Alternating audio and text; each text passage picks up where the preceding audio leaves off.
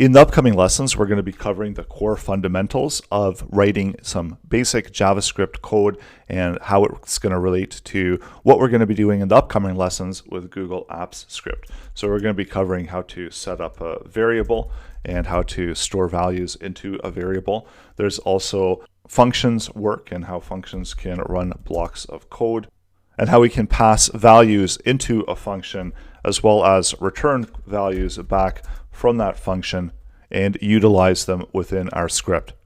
I've included this section just as a refresher for those that might not be as familiar with JavaScript, so you're welcome, if you are familiar with JavaScript, to skip over the next 4 lessons, as we're going to be covering some of the fundamentals with the variables, functions, loops, how to iterate through loops, and then also some of the built-in JavaScript methods that we're going to be utilizing, that we're making use of in the upcoming lessons. The code in the JavaScript demo, of course, is going to be written within the AppScript editor, online editor. So we're going to be coding within the online editor and focusing on the JavaScript code that's going to be the most relevant to the upcoming lessons and the code that we're going to be making use of the most within the upcoming lessons. So methods that we're going to be including are date and math, also the JSON stringify and JSON parse. And the focus of the code that we're writing is going to be to write modern JavaScript. So we are using the arrow format for functions, which is a shorter format. And for those of you that are familiar with JavaScript, that's one of the nice things about AppScript, because the transition from writing JavaScript to writing AppScript is really easy and straightforward.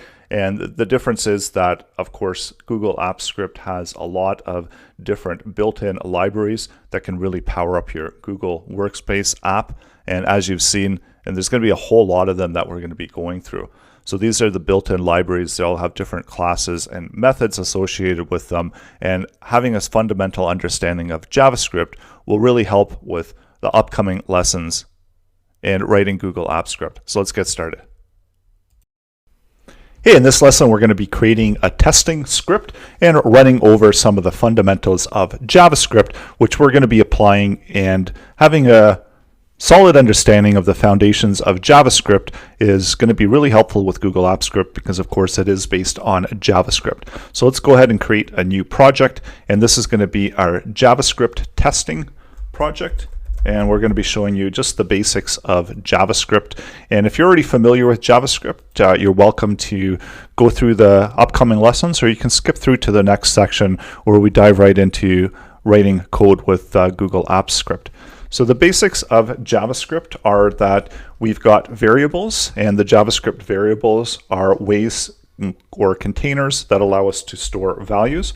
So there's a few different ways that we can declare variables. So we can use the const value in order to declare a variable, and a variable can hold and be assigned a value. So this is an assignment operator where we're using the equal sign.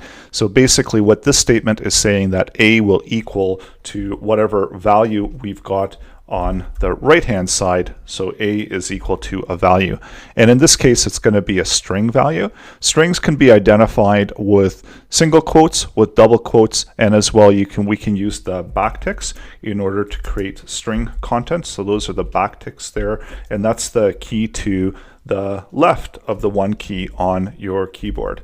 So we can hold values in a string format that way, and also we can hold and declare a value using the double quotes. And it's up to you, whatever you prefer.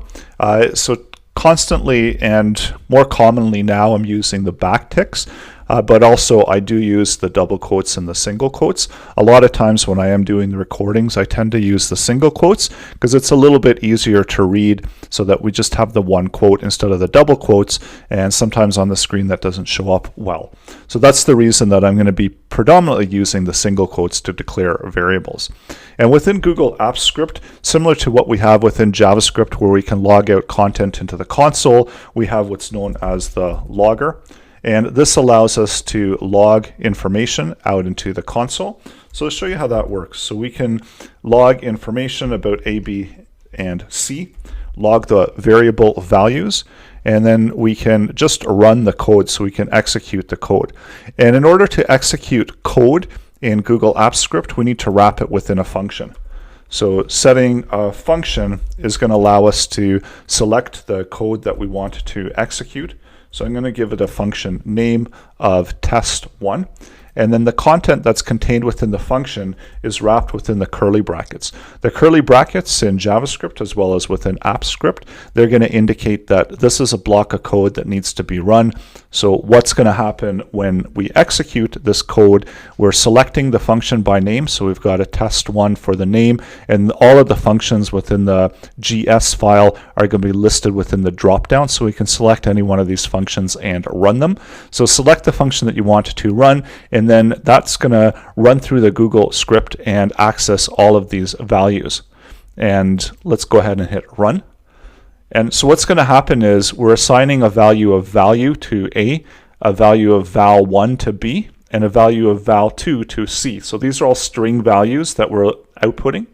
And when we run the code, the logger is going to output A, B, and C. So we're assigning values.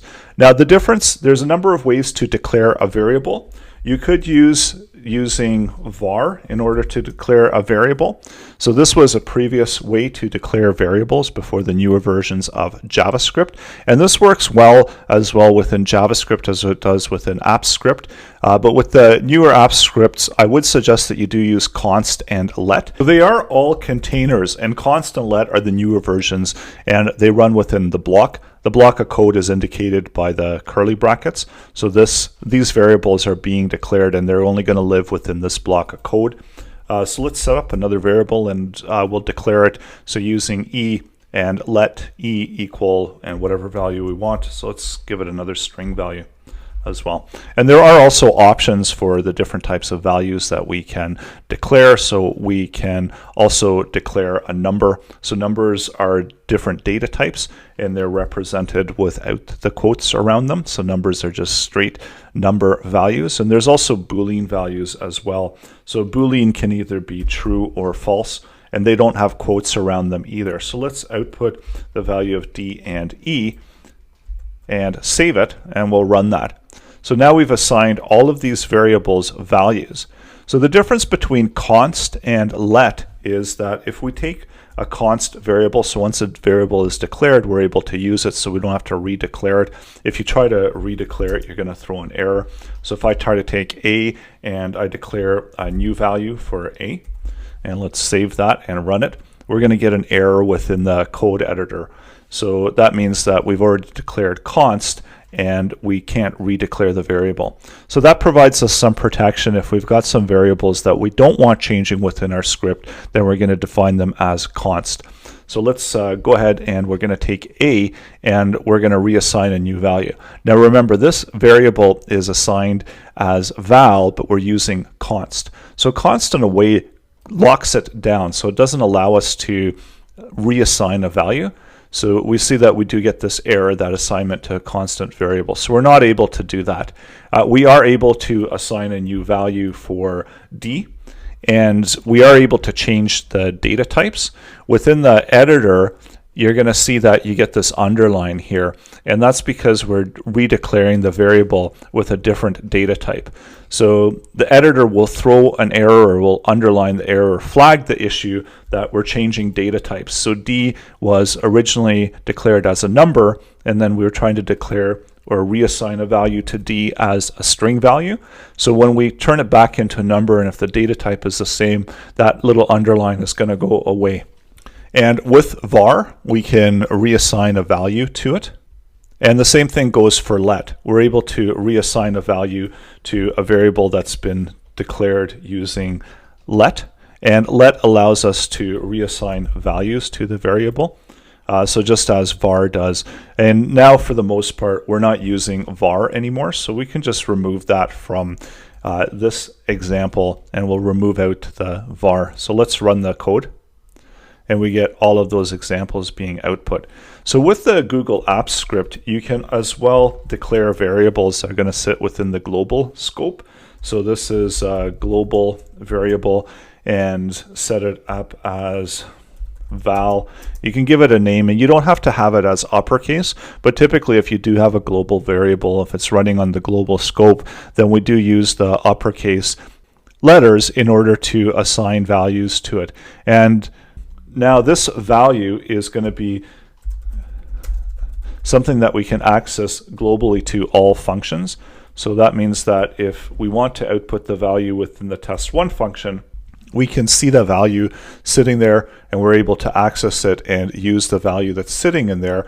In addition, if we were to create a second function and just get rid of all this stuff here, and all we want to do is access the global value, then we can set that and we can see that as well. So we'll run test2 and we'll see that we're still be able to access the value. So do use the global variables, and the way the script file is going to run, even though you're selecting a function to run, it runs all of the code within the script, and that means that it also will include any of the global variables.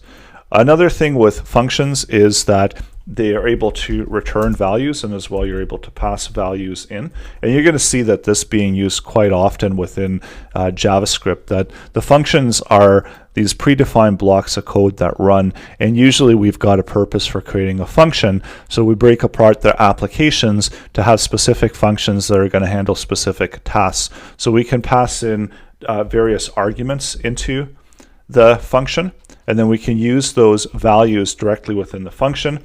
So if we want to log it out, so using the logger log, let's log the values of val1 and val, and running another function. So we'll run a function that's going to connect to the test3 function. So we'll run test4, and in this function what we'll do is we'll set up a couple variables, and I'll call these a and const b.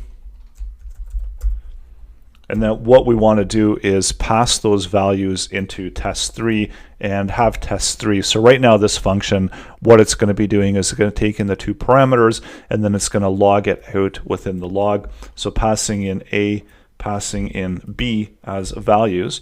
And this is the same thing as just passing in the value directly. So we can do that as well, and that's going to work the same way.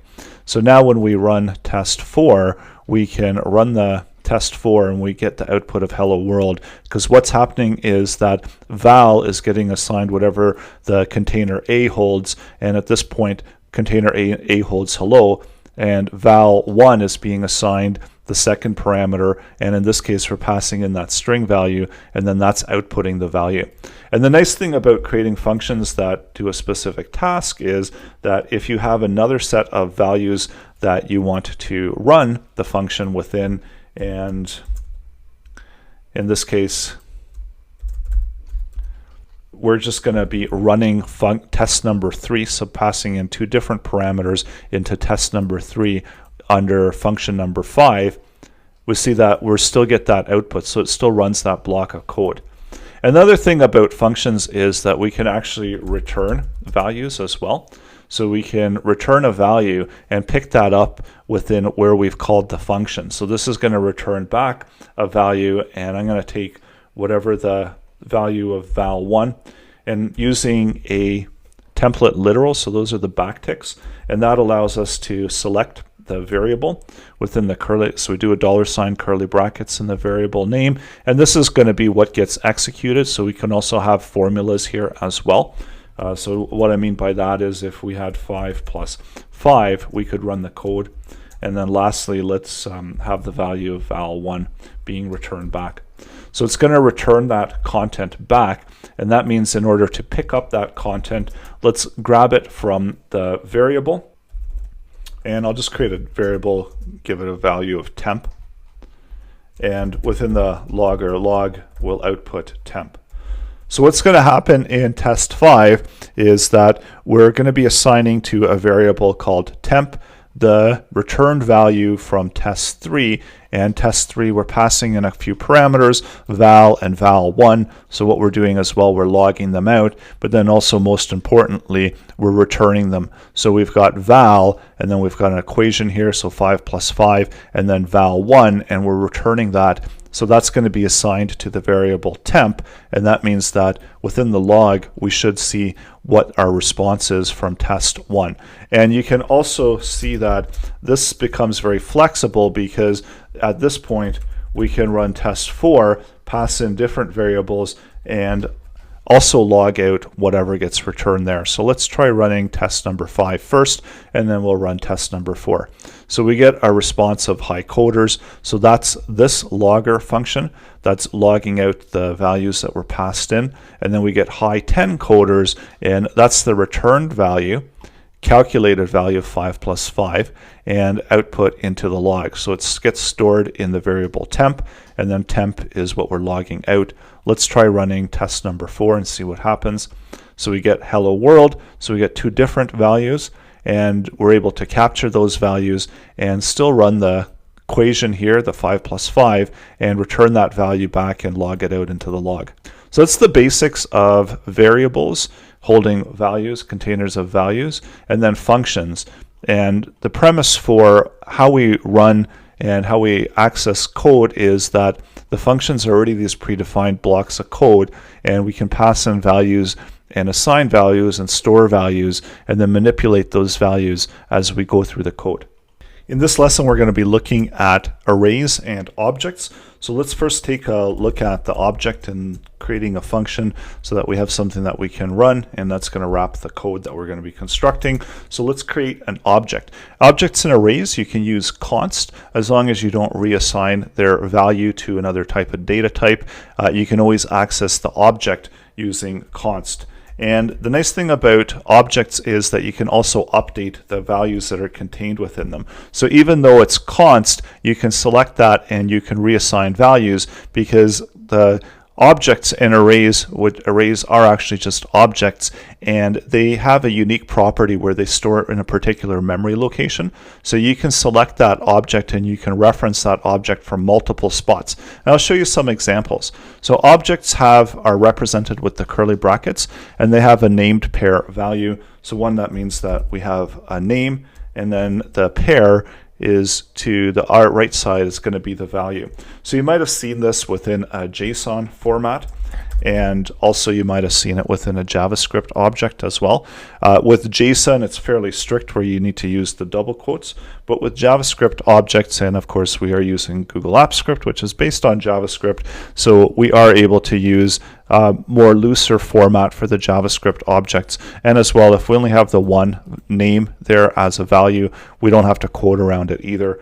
My personal preference is to quote around it if I am using an object. And in order to retrieve the data that's contained within the object, if we output it within the log, you'll see how it gets output within the log. So it outputs it within a string format. So it converts the object into a string. You can't go and you can't open up the object and see what value is assigned to what. And also notice that it is an equal sign. So it is equal to whatever the value that's assigned to it. So if we had a second part to it, and if we ran it again, then we see that it's going to be just comma separated if we have multiple items within the object. So if we had a last name, so comma separated out, and then last, and assign a value to last. And let's run the output again. So it comma separates out and it removes out the quotes. So when you're looking at it in the log, even though this looks like a string, it's still going to be within an object format. And within the object format, you can retrieve the data in 2 ways. So you can use it with the dot notation. And this works if you have just a regular one word for the name. But if you do have something like first name, that's going to fail. It's not going to work. So let's output last, and then we'll output first using a bracket notation. So let's run that. So we're still able to access the last value. And what's different here is that, and this is another reason that's good format to use the quotes, is if you do have a space within the property name, it's still going to be valid as an object. It's just that you can't call to it and you can't access it using the dot notation, because otherwise you'll have a space and that's going to throw an error. So you can, however, use the bracket notation, and this is going to be the same thing. So if we want to return back the value of last in bracket notation, we can do that, and actually it's going to be, we need to have the quotes around it. So it's going to return back the value of last. And that's the nice thing about it, is that we do have the flexibility where we can return back the value of first name. And this also makes it more dynamic. So if we had val1 and assign a value of, let's assign a value of 1 to it. And then we also have val2 and we assign the value of 2 to it. We can select and create a variable. We'll just call it x, assign a value of 1 to it. And then using the logger log, we can output the value of val1. So we're going to use the bracket notation and create a dynamic value here for the name of the variable. So just outside, if we add 1 to it, do you think it's still going to return back a value? And also, if we just return back the value and we don't add anything to it, we can return back the value of, or actually we need to do +2 for that one. So let's run the output and see how flexible it is when we use the bracket notation. So one of the preferred way is using the bracket notation, although the dot notation works fine if you do want to use the dot notation, but the bracket notation allows you to be more dynamic with your content. So next up, let's look at arrays. So arrays is another way that we can hold multiple pieces of data, and this is indicated with the square brackets. And arrays are unique because they have their own set of methods. So arrays have a set of methods that you can use in order to interact with the content contained within them. Also, they allow us to store multiple pieces of information, but this way we're not assigning a name value. These are going to be index based.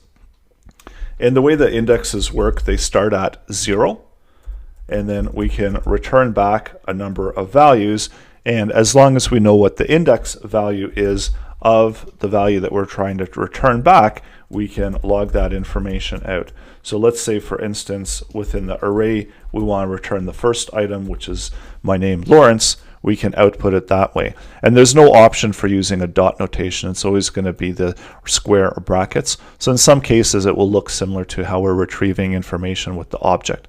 So let's run that and see what we get back. So we're able to retrieve back the first item in the list, and that's just my name there, Lawrence. Also, with the code editor, you can use the slashes in order to comment, as well as if you have a multiple lines of code that you want to comment out, you can use the asterisk and the forward slash asterisk, forward slash, and that way you can block out and comment lines. So you can have as many lines as you want, and you can comment out that whole block of code. And what commenting does is that removes it from executing. And if we run this, we're only going to execute the code that's not blocked out. So another thing that we can do with objects is that we can set the object and we can have functions within the object. And the functions within the object, they're called methods. So we can assign and create an object, and then having the named pair values. So if we have first name here, and this is Lawrence, and comma separate that, and then we have last name, and this is going to be my last name. So what we can do as well is we can have a function. So we can just call this one full name, and this can actually run a function and get the values that we've got associated. So it can retrieve back the first. So within the function, we can run blocks of code as we saw earlier with functions. So it can get the,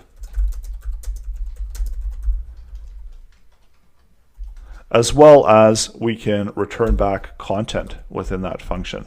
Retrieve back the code, the content within the function, as well as we can pass in parameters, as we've seen.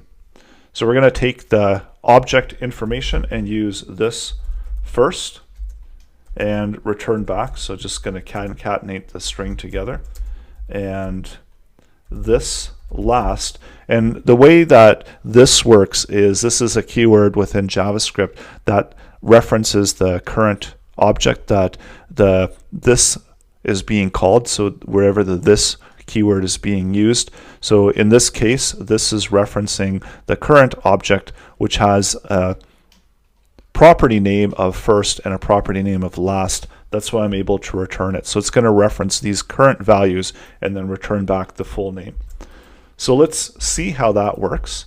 And because we've declared the object here, that's going to be usable within the logger log, or we could just create a function that's going to return back a value for full name. I'll just call it full n. And this is going to be whatever the returned value of my object full name is going to be. And don't forget the rounded brackets, because that invokes the function. So let's output the value of the full name into the logger and run the code and see what happens. So when we run output, we're able to retrieve back and get the full name. So the get full name is running, as well as we're running the function here and returning back the value, and then we're taking that value and we're using it within the log. And this is a really good concept to understand, because this is the basis for all of the different methods that we have available. So all of those classes have a series of built-in functions, or you can think of them as functions or methods. And once you select the object, the correct object, it will have its own set of functions that it can run. And just like in our example, that we were able to run this function because we were part of this object, and then it can run blocks of code. And this is why there's such a vast number of different functions when you're writing your Google Apps script code, and you're going to see them within the drop down. So let's just select a doc object and use the document app. So this is just an object, and this object itself has a set of methods that are associated with it, and these are the methods down here where we can create, we can get UI, we can open by ID. So we can create a document, and when we're calling to create, there's those rounded brackets, the same way that we were invoking the function with the rounded brackets, and it's actually expecting a parameter. That's why it's underlined there. So the editor knows that the document app create method requires a parameter of a string value, so it knows the name that it's creating. So just as if this function had a particular value that it was expecting, we would need to pass in a value and in order to use it properly within the function. So if this function is expecting a value, just like the document app create is expecting a value, then that means that we should have a value in order to run the method properly. So what this will do is this will create a brand new document. And these are, you can think of these as pre-built functions that are already available within the document app. So this is also similar to what we've got with arrays. So once we've created an array, we have a number of options of things that we can do with the array. So we can take the array object, and these are all the array methods. So if we wanted to add to the array, we can use the method of push. And so this is going to push new content into the array. I'll just list it out as new, and we'll log out the value of the contents of the array. So in this instance over here, so this is the first run when our array only has the 3 items, and then it's going to continue to execute the code. It's going to get to this line, and it's going to add a new item into the array. So let's run the code and see what our output is. We have to review the permissions, and this is a Google Apps script thing that it's going to commonly come across. So whenever your apps are using particular classes, you need to accept that you're able to go to that and accept the permissions. So that's basically telling us, the script, that it's okay to execute as this Google account, and these are the permissions that we're providing. You can always remove out the permissions by going to Google account. So that's addressed at myaccount.google.com/permissions. So let's go ahead and allow that. And what's happened here is that it's actually going to create a doc. So it's not really part of what our demonstration here is, but that's what it did. And down here at the bottom, so we see the first output of array, and then we see the second output of array where we've updated it with the JavaScript method of push. There's also other manipulations, and there's a whole number of things that you can do with the JavaScript arrays. So that's why it's really useful to have your content within an array format, so you can reverse the order of the array if you want as well. And just run that. So what that's going to do is that's going to reverse the alphabetical order of the array. So we've got Lawrence Svekis 1, here we've got new 1 Svekis Lawrence. So it's reversing the initial order of the array. There's also a sort method for arrays. So what this does is this sorts the array using the string values to sort the array. So what this will do is this will sort the array from the string values, so from the first character in the string value, so LNOS is the sort. There's also, if you want to add to the array, there's ways where you can remove from the array. So if you want to remove the last element from the array, and this is going to be whatever the last element is, so taking last, and we use the pop method to remove out the last element, and let's log that value into the array or into the logger. So you don't have to assign a variable to it, but it does have a return value of whatever was removed.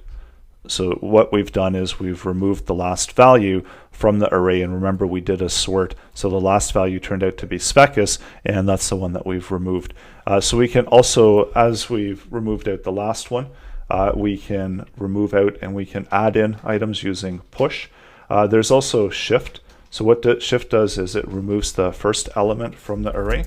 So if we want to remove out whatever the first one is, let's use shift. So using the shift method, that's going to remove the first one from the array. So that's going to change the size of our array. And you can also get a length value of the array as well. So that can be pulled out where you can use the dot length. And that's one of the values that are associated with the array. So you can always find out how many items are within the array. And at this point we had 4, then we took out the last one, we took out the first one, and we ended up with just 2 values within the array. And just as we can add or removed items from the first item from the array, we can also add an item into the first item into the array, and that's using unshift. So it does require a value, so we're going to add it at the first, and then also push once again, and this is just adding an item to the last part of the array. And there's a number of other methods that are very useful, so we are going to be making use of some of the array methods in the upcoming lessons. So let's run through this, and then we move on to the next lesson. So we see that this is now our new manipulated array value. And it is really important to understand how objects work, how arrays work, and how you can get values out of them, because this is the core basis and core structure for what we've got within the JavaScript classes. So they're giant objects with a bunch of different methods, so a bunch of different functions that can be run. Some of them hold values and so on. So all of this information, it's really important to understand the way that objects and arrays function in JavaScript for the upcoming lessons. Hey, this lesson we are going to be looking at loops and conditions, and we are going to be using loops and conditions a whole lot in the upcoming lessons, so it is important to understand the fundamentals. So this lesson is going to provide a quick review and an overview of how they work. So one of the things with the loops is it allows us to run a piece of code over multiple times.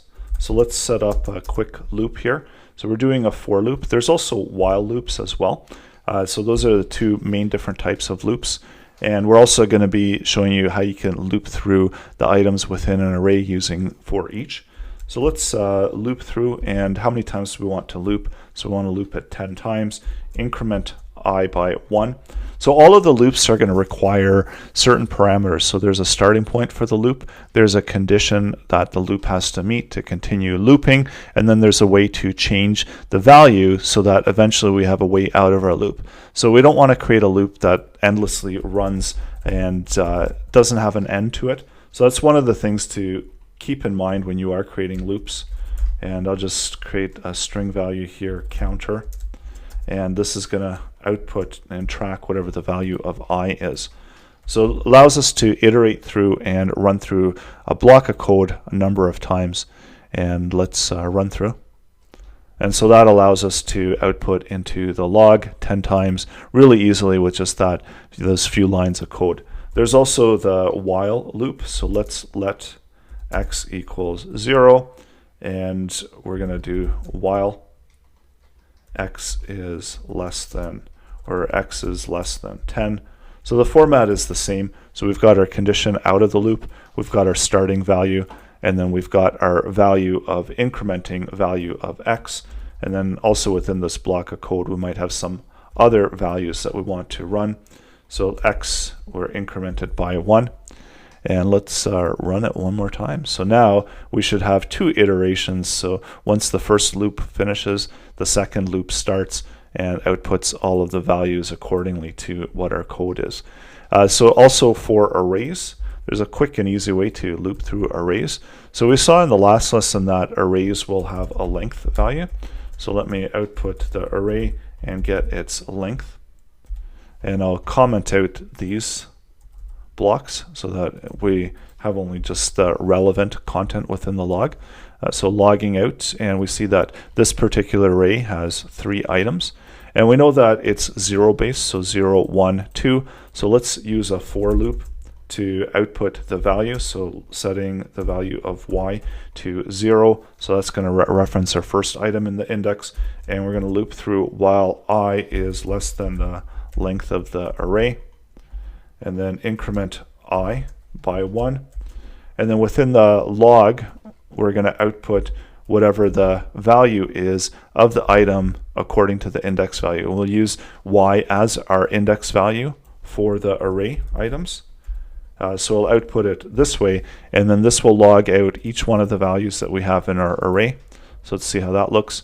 So that's one way that we can loop through an array. And actually a more effective way to loop through the array is to use the for each method. So that allows us to loop through the value, and we can assign a value to the property for each individual item within the array. So this can be an element value, and we're going to use the short format for function. So it's the equal sign and the arrow format. So this is the newer format for functions, and you're allowed to use that within the Google Apps script. So what we're going to be doing as we iterate through the contents of the array, we're going to be outputting the element.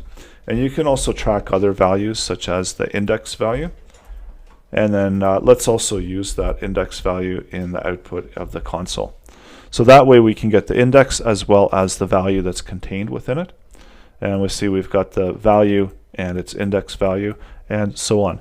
So it's one of the ways as well that we're going to be using JavaScript, different JavaScript functions that are commonly used functions in JavaScript in order to interact with our content. Also, when it comes to arrays, if we have multiple objects and we want to loop through the contents of an array, so let's set up an empty array, and I'll just call this my array, and we're just going to declare an empty array, and then we're going to use the for loop, and we'll populate it with 10 items into it. And then for the for loop, we're going to take the my array, and we'll push content into the array. So what type of content do we want to put in? Let's add in some values there. And then we'll use the value of Q, so the $sign and the curly brackets. We're using the template literal. So we'll push these values into the array. And actually, we're going to do this within an object format. So first we'll do it this way, and then next we'll do it within an object format. So after we loop through within the logger log, let's output the contents of this current array. So we've got all of those items being deposited in there. So let's update this to be an object. So it's referencing an object, and we'll create the object here on the fly. So if this is the first name of the person, and this person's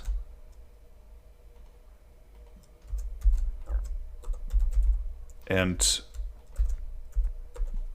we use the value of Q, so we have different values, and then the last name,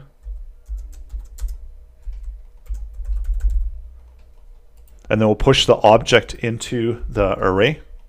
So this is the array content that we have. Notice the structure, that each item within the array, it's an object, and the structure is the same. So that makes it really easy for us to retrieve the information that's contained within the array. So let's take the newly constructed array, use for each, and I'll assign a value of person. And then within the logger log, if we want to retrieve back the person as we iterate through the array, we can retrieve back the person using person first and then person last. So you can use the dot notation, you can use the bracket notation.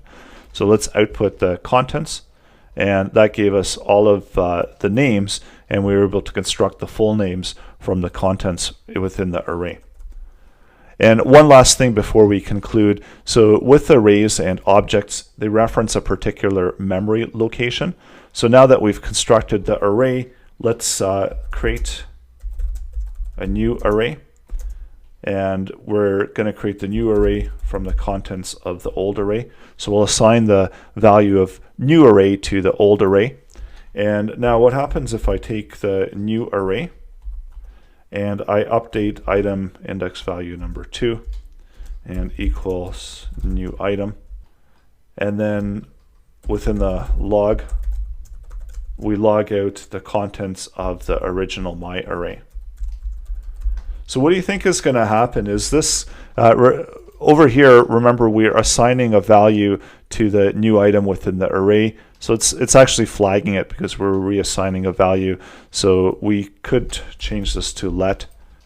So this is just an error that's saying typically because we've got the new array that we're reassigning a value, but we're using the index value. So we're assigning the item with the index value of 2 to a new value. So outputting the value of my array, what do you think we're going to have there? Because we've updated the new array, do you think the my array is going to get updated? Let's run it and find out. So when we go to the my array, and remember this is the original array that we were working with, we do see that it's been updated with the new item. And that's because this new array is referencing the same memory location as the my array. So it doesn't matter which values we change, it's going to reflect within both of them. So if we were to take the my array and select item number 5 and update that value with my array here, and then we log out the contents of the new array, so do you think that that value is going to be reflected within that? And I'm going to comment out some of this log messages. Now let's run the code and see what we've got for our output. And we see that both of the arrays, even though that we updated one and then we updated the other, they're both going to be the same because they're referencing the same memory location. And that's the unique thing, and that's also why we can use const for arrays and objects in order to, and then we can update the values and it's going to be reflected within the same one.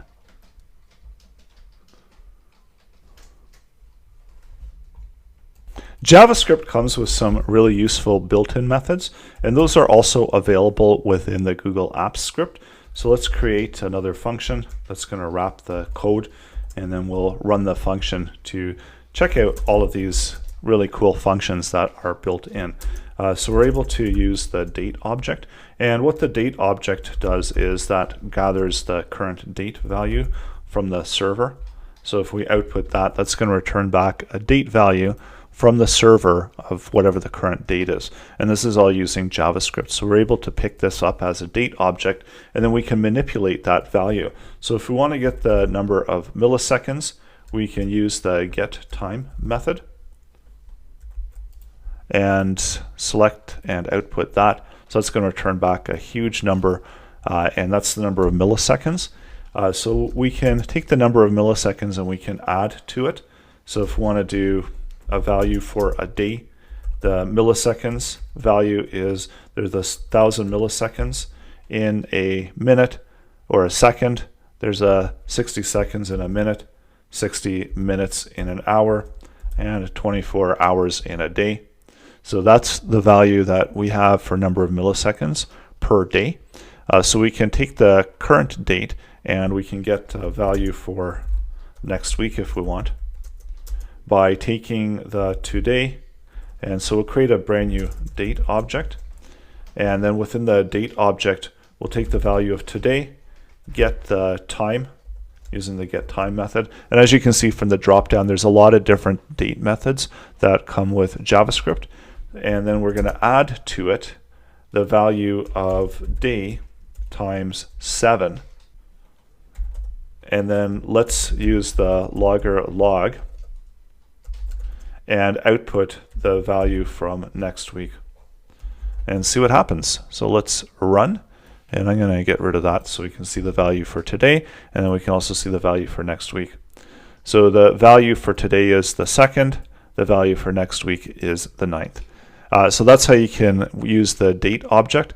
And as you can see, when you do the drop down for the date object, there is just a ton of different methods. And these are all available within the editor. So there's the get time, there's the UTC dates, there's the set time, milliseconds, hours. So there's all these different methods that you can use. You can also use the toString, so it's going to turn into a string method. So a number of options there. Another really useful one is the math method, and that's the math random. So this is used quite a bit, and this allows you to generate random values and also to bring the values down to floor or ceiling, so around the values. So let's take a look at that. And if we have value of A, which is 0.5, and let's use the logger log, and then within the log we'll reference the math method, and in this case we'll do a math floor of whatever the value of A is, and logger log, and then do math ceiling. So ceiling rounds it up, floor rounds it down, so we should have different values for both of those outputs. So let's see what we've got. So we've got 0 and 1 for the outputs. I'm going to comment out the logs from the previous part of this lesson. So that allows us to log and to round down and up. If we get a random number, so let's just get random number. To generate this with JavaScript, you can use the math random method. And this is going to return back a random number, and this is going to be a value of between 0 inclusive and 1 exclusive. So that means that it will never be the value of 1, and it will be a value of 0 decimal and a bunch of decimal placed digits. So let's output that into the output. So we get a huge number there. So we've got 0 decimal, and this is always going to be different. So every time we run it, we're going to get a different random number. So the idea is when you use the random that you multiply it by the number that you want. So let's say you want a number that is going to be between 0 and 9. So then we would take the math random, and we would take this number and we'd multiply it by 10. And a lot of times you'll do that within the same formula. So now when we have a random number and we multiply it by 10, this is going to return back an integer from anywhere from 0 to 9, and then the decimal and a bunch of digits after that. So what we can do is we can do a combination of the floor and the ceiling and round it down or round it up to get different numbers. So let's use the math floor and wrap the contents of the math random. So what this is going to do is this is going to return back a random value 0 to 9 and output that, so just as a whole number, so that it gets rid of the decimal places. So that gives us a quick way to generate some random values, and then we can increase this value here to get the parameter that we want. And if we want a value from 1 to 10, then we can always add 1 to that, and now the value is going to be anywhere from 1 to 10. So let's run that, and returning back a value from 1 to 10. And you can see once we do that, if we create a loop around it, we're only going to get values from 1 to 10. It'll never be anything outside of that. So let's loop through, and we'll do it 100 times and increment I by 1, and then wrap it in the block of code, and then make sure that we wrap the log out. And usually we indent the code as well. And with the editor, if you want to select and indent the code on a Mac, you can press Control anywhere, and that allows you to format the document. And you can also have some other options here within the editor. And as well, if you select the content And if you press Control, you can format the selection. So what that will do is that will add the spacing and do the indentation. So if you select everything, Control, you can format the selection. So that's going to make the code more readable, essentially. And that's an option that's within the editor. And on a Windows machine, you can right-click anywhere, and you'll have the pop-up window. So let's run that output. And we see we're getting all the values from 1 to 10, and we don't get anything outside of that. And there's one more useful method that we are also going to be incorporating. And let's create an object, and using the object format, so that's the curly brackets. And we'll just do the same thing that we've done before. We're setting up an object, and we've got some parameters in this object. And let's say that we want to turn this into a string. So we can do the string format and use JSON stringify. This allows us to turn an object into a string. So that means that if we were to add to it, that would just be adding to the string. So if we do a log of the contents of my string, and when we run the code, we can see there's a distinct difference between the object. So this is still within the object format, and for the string format, it's actually outputting the object as a string. So it's converted the object exactly like a string. So exactly as we've constructed it, it's going to look the same way. So if we want to add an update to the object, we can't select. So for the object, we can select first, but for the string, we can't select first anymore because it's not going to referencing that as an object. It's going to throw an error because it's not able to identify that value for first. So if we want to turn the string back into an object, and often you're not going to be doing it from string to object and then object back to string, but in some cases you will have content that's coming in that's a string, or if you want to store it into the local properties, which is the local storage bank, that's only going to require a string. So that means that you need to turn the object into a string, and then when you want to make it usable again, you need to turn it back into the object. And this is going to be called my object2 because now we're converting a string into an object. And the one thing to note here is that this is actually going to detach it from the original object. So in the last, we saw that the objects are referencing memory location, but in this case we're parsing the string into an object, so that's going to detach them from each other, and it's going to allow us to make updates to one which are not going to be reflected in the other. So let's take my object2 and first, and we'll update the value to John. And we'll output the contents of my object2, and we can also output the contents of object, and then we can also output the contents of string, although that won't have changed. So let's save that and run the code and see what happens. So we've got the two objects here, and we see that only one has been updated because this was turned into a string, and then we took the value and we took the string value, turned it into an object, so that constructed a new object, so the changes are no longer reflected in the original object. This has been the last part of our JavaScript focused fundamentals part of this course. And if you are not familiar with some of the JavaScript that we've covered, I do suggest that you try the code out and get more familiar with it, as in the upcoming lessons we're going to be focused strictly on Google Apps Script, applying JavaScript in relation to being able to apply and utilize the code from the apps script.